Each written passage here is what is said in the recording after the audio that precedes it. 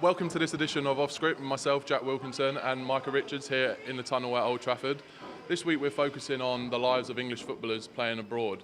And that's something that we didn't think we'd associate with your career when you came through at Manchester City, winning the FA Cup and going on to win the Premier League. Talk us through how that move to Fiorentina came about and what it was like leaving the club you've been at, am I right in saying, since the age of 14? Yeah, I was there from 14, and everyone knew about my injuries and I couldn't really get back on the pitch, so it sort of came out of the blue really.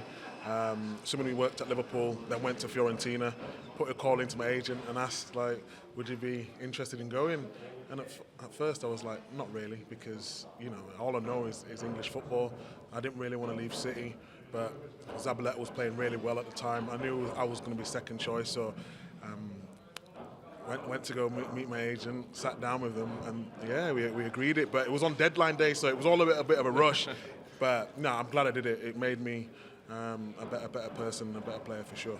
Talk us through what that's like then. You arrive in Italy, and we've seen before mass crowds at airports. Did you have any of that? And what were the big cultural differences between English football and Italian football? Well, no one really knew I was coming because it was deadline day, so everything was a little hush-hush. And Man City didn't really want to let me go. They wanted me to get back from injuries and try to fight for my spot. But Zabaleta was playing, like I said, he's playing too well. So I knew in my head that I needed to go do something. And Italian football is very, very underrated. It's a lot slower, obviously, when we kick off in the season. It was like 40 degrees, and the tempo of the game is a lot slower, and on the defensive side of it, everyone stays behind the ball, and at that time it can be quite boring to watch, but technically and tactically I'd say he's up there with the Premier League, definitely. Tactically I'd say he's better than the Premier League, but they just don't have the excitement of the Premier League. But yeah, if you see Chris Smalling gone over there, he's loved it. He's playing really well. Ashley Young's gone over there. Lukaku's banging in goals over there. So it does look like an avenue players are taking now, because I think a couple of years ago, English players especially, wouldn't want to go abroad, but everyone's a bit more open to it now. Well, that brings me on to the next question. Jadon Sancho's had a similar start to his footballing career as you, come through the ranks at Manchester City, and before taking that plunge to go and play abroad.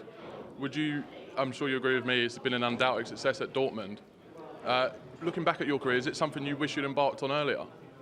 Going to Jadon Sancho, yeah, he was confident enough to take that leap so early. I don't think my parents would have allowed me I would have had that many options at that age.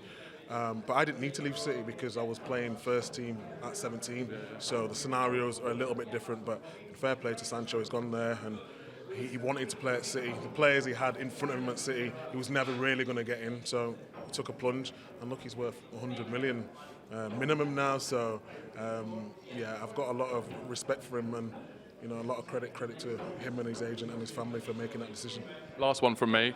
There's clubs up and down the country, their academies are packed full of young English talent. What advice would you give to them if the opportunity to play abroad come about?